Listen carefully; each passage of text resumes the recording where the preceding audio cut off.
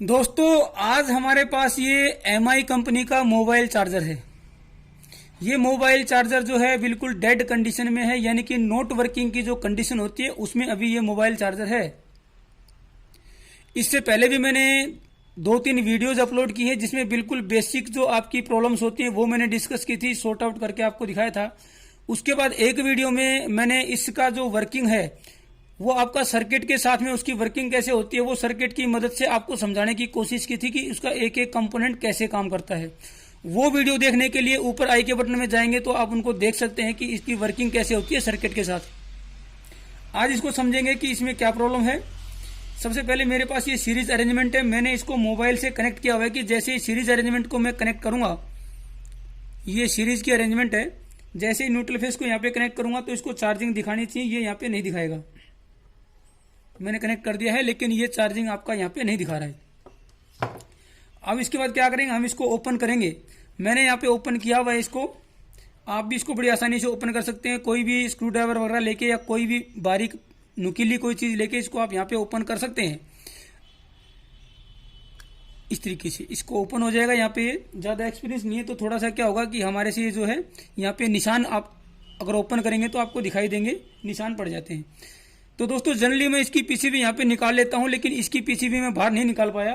Generally हम क्या करते हैं, प्लायर का यूज करके या नोज प्लायर का यूज करके एक तरफ जिस तरफ इसका सर्किट नहीं होता है, एक तरफ इसका यहाँ पे ट्रैक वगैरह होते हैं, एक तरफ थोड़ी जगह होती है जहाँ पे ट्रैक नहीं होते हैं, तो उस तरीके से आप पकड़ के इसको बाहर निकाल सकते हैं। लेकिन मैं इसको यहाँ पे नहीं निकाल पाया।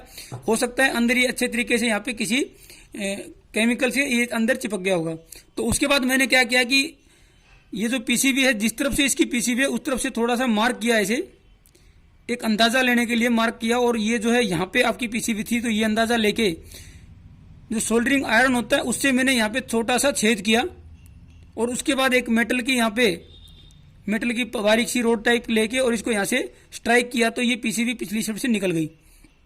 ये मैं इसलिए बता रहा हूँ कि अगर ऐसी कोई कंडीशन आ जाए कि आप पीसीबी बाहर ना निकाल पाए, अंदर से कोई केमिकल से वो अच्छे तरीके से चिपकी हो, तो आप उसके बैक साइड से इधर से होल करके और इधर से स्ट्राइक करेंगे तो वो निकल जाती है, जैसे मेरे केस में भी ये निकल गई है।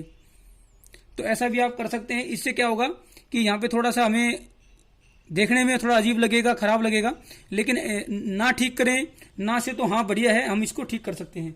अब मैंने इसकी पीसीबी यहाँ पे बाहर निकाल दी, मैं आपको यहाँ पे निकाल के दिखा देता हूँ। ये यहाँ पे निकल गई है, नॉर्मली बड़ी आसानी से निकल जाती है। कभी कभी दिक्कत आती है, उसके लिए मैंने बताया पीछे से आप आयरन से छेद करके इसको यहाँ से स्ट्राइक करेंगे तो वो निकल जाएगी। बहुत नुकीली चीज से स्ट्राइक ना करें वरना पीसीबी यहाँ से कट भी सकती है। तो यहाँ पे अब हम इसको चेक करते हैं। तो ये सीरीज अरेंजमेंट को हम सबसे पहले वहां पे कनेक्ट करके देखेंगे, जो कि डायरेक्ट आपका इन 2 पिनों से ये आपका कनेक्ट होता है, अंदर जो है ग्रिप बना के। हो सकता है पिनों पे अच्छे तरीके से टच ना हो, तो ये भी पॉसिबिलिटी होती है। तो हम डायरेक्ट इस पे ही टच करके चेक करेंगे पहले। अगर ये चार्जिंग करेगा तो मोबाइल पे चार्जिंग हमारे को दिखाई देगी। यहाँ पे ये चार्जिंग नहीं कर रहा है। उसके बाद एक फ्यूजेबल रेजिस्टेंस होता है और उस रेजिस्टेंस के बाद डायरेक्ट जो है जो आपका ब्रिज रेक्टिफायर है वहां पे आपकी एसी इनपुट न्यूट्रल और लाइन जाती है। तो डायरेक्ट उन 2 पिनों पे मैं ये series arrangement neutral line connect कर दूंगा, जो कि ब्रिज रेक्टिफायर पे लाइन और न्यूट्रल आपकी जाती है। तो ये यहाँ पे डायरेक्ट गई है और ये फ्यूजेबल रेजिस्टेंस के बाद ये आपके दोनों एंड के ये है। यहाँ पे मैंने कनेक्ट किया तो थोड़ी स्पार्किंग इसने दिखाई है, यानी कि इससे पहले जो है आपका कोई भी स्पार्किंग नहीं दिखा रहा था। तो इस रेजिस्टेंस को हम चेक कर सकते हैं, लेकिन चार्जिंग अभी भी ये नहीं कर रहा है, तो इसका मतलब प्रॉब्लम इसके आगे भी है। मोबाइल चार्जिंग यहाँ पे नहीं दिखा रहा है तो प्रॉब्लम आगे भी है। अब प्रॉब्लम क्या क्या हो सकती है ये यहाँ पे इसको देखते हैं। सबसे पहले हम रेजिस्टेंस को चेक कर लेंगे। मैं मल्टीमीटर से आपको चेक करके दिखा देता हूँ। ये बहुत कम वैल्यू का रेजिस्टेंस होता है। मैं इसको अभी रेजिस्टेंस पे कर लेता हूँ।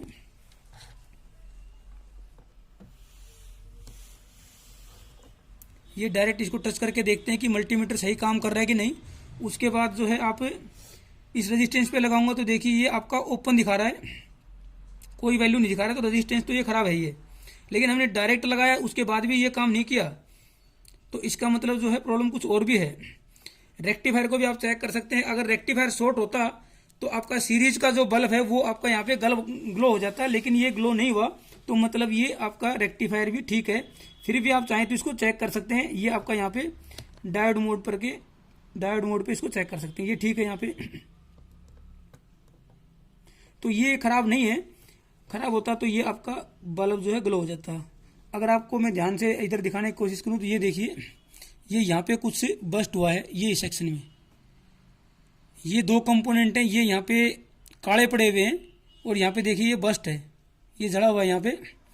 अब ये क्या है और इसकी जगह पे हम क्या लगाएं, और इसको यहाँ पे इस छोटे से सर्किट को यहाँ पे समझने की कोशिश करते हैं। ये डीसी जो बनती है, डीसी के तुरंत बाद एक कैपेसिटर लगाया हुआ है यहाँ पे, ये देखिए 5.6 माइक्रोफैराड और 550 वोल्ट ये कैपेसिटर है। उसके बाद एक कंपोनेंट लगाया हुआ है जिसके ऊपर लिखा हुआ है L1। तो जो L जो होता है दोस्तों, वो मार्क होता है आपका इंडक्टर का, यानी कि ये कॉइल है, दिखने में रेजिस्टेंस की तरह है लेकिन ये एक कॉइल है। इसको भी चेक करेंगे। उसके बाद जो है आपका ये पॉजिटिव पे लगी हुई है कॉइल, और उसके बाद जो है आपका ये कैपेसिटर लगाया हुआ है जिसकी वैल्यू है 12 माइक्रोफैराड 550 वोल्ट। ये 12 माइक्रोफैराड का है, लेकिन इसका जो नेगेटिव है उसके बीच में ये कंपोनेंट लगे हुए हैं जो यहाँ पे आपके दोनों यहाँ पे जड़े हुए हैं। एक पे लिखा हुआ है R2 और एक पे लिखा हुआ है L2, यानी कि ये रेजिस्टेंस 2 है और ये आपका इंडक्टर नंबर 2 है, लेकिन ये दोनों SMT पैकेज में है। अब इसकी क्या वैल्यू है ये हमें यहाँ पे नहीं पता, और मैं पता लगा लूंगा क्योंकि मेरे पास दूसरा इस तरह का एक मैंने पहले रिपेयर भी किया था और मेरे पास अभी अवेलेबल भी है। और ऐसे ही काम करने से ही हमें पता लगता है कि किस सर्किट में कहाँ पे कौन सी रेजिस्टेंस लगती है, या फिर हम कम से कम वहाँ पे अंदाजे से वहाँ पे रेजिस्टेंस लगा सकते हैं। काम करने से ही हमारे को पता लगता है, याद भी रहता है कि वहाँ पे हमने वो रेजिस्टेंस या वो इंडक्टर लगाया था, वो चेक किया था। तो इसका पता करते हैं कि ये यहाँ पे कितनी वैल्यू का रेजिस्टेंस है और ये कितनी वैल्यू का यहाँ इंडक्टर है। अगर नहीं पता लगेगा तो कोई खराब पीसीबी में से हम निकाल के यहाँ पे लगा सकते हैं। तो सबसे पहले मैं क्या करूंगा, अब इनको समझते हैं, इनको चेक करते हैं। इंडक्टर को रेजिस्टेंस मोड पे करके देखेंगे तो ये यहाँ पे लगभग 0 दिखाएगा। ठीक है, कुछ रेजिस्टेंस दिखा रहा है, ये आपका इंडक्टर यहाँ पे ठीक है। और ये जो रेजिस्टेंस है इसको मैं चेक करता हूँ यहाँ पे।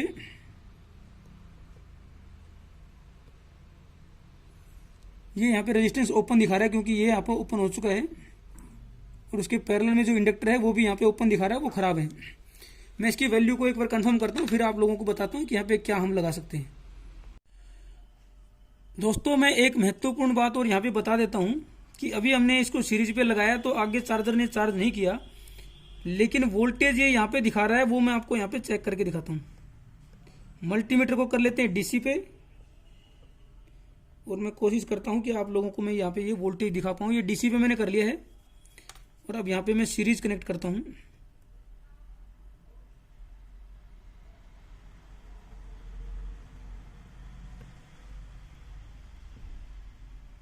ये देखिए, ये यहाँ पे वोल्टेज दिखा रहा है 5.28, यानी कि वोल्टेज तो यहाँ पे आ रही है लेकिन ये चार्ज नहीं कर रहा है।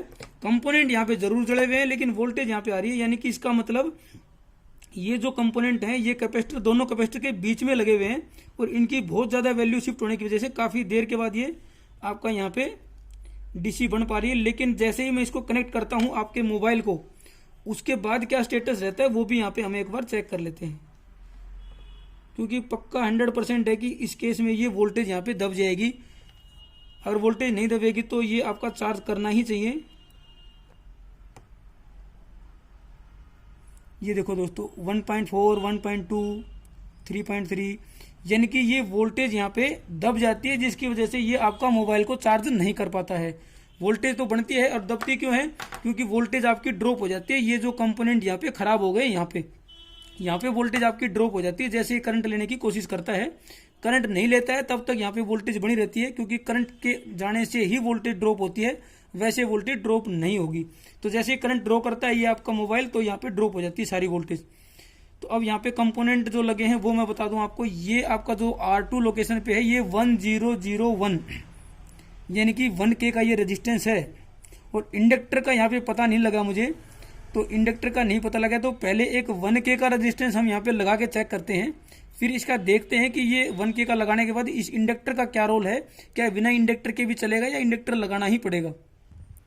तो मेरे पास जो है वो SMT में 1K की रेजिस्टेंस नहीं थी, मेरे पास ये आपका क्वार्टर वाट में 1K की रेजिस्टेंस थी, वो मैंने यहाँ पे कनेक्ट कर दी है जहां पे इसको लगना था। अब इसको चेक करते हैं। मैंने मोबाइल को यहाँ पे कनेक्ट कर दिया है। 5 वोल्ट तो इसमें आ ही रही थी, इसका मतलब ये वोल्टेज तो ज्यादा एटलीस्ट नहीं बनाएगा, हमारे को आगे डैमेज होने का कोई चांस नहीं है यहाँ पे।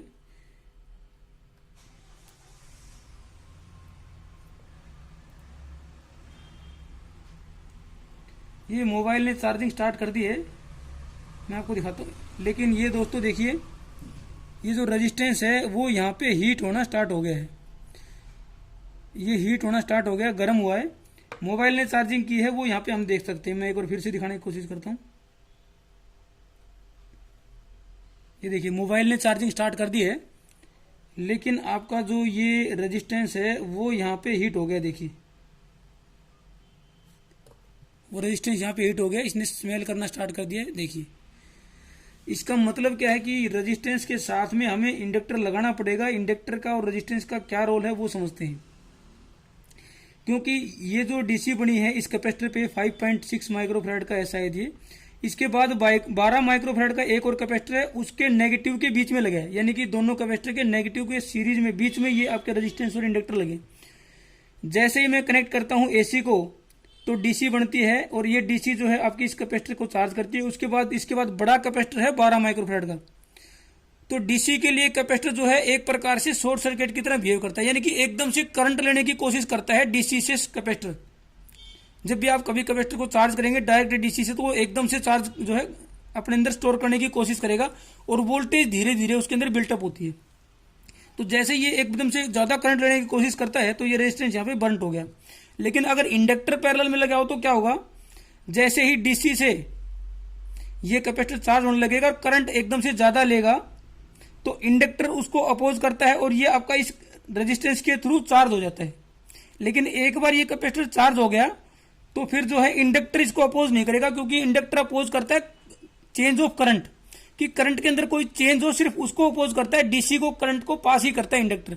लेकिन एकदम जीरो से लेके और ज्यादा एम्पेयर इसके अंदर जाता है कैपेसिटर में, तो जीरो से और ज्यादा एम्पेयर जितना भी 1 या 1.5 जितना भी एम्पेयर जाता है, मिनिमम जितना भी एम्पेयर जाता है, क्योंकि वोल्टेज ज्यादा है तो मिली एम्पेयर ही होगा यहाँ पे।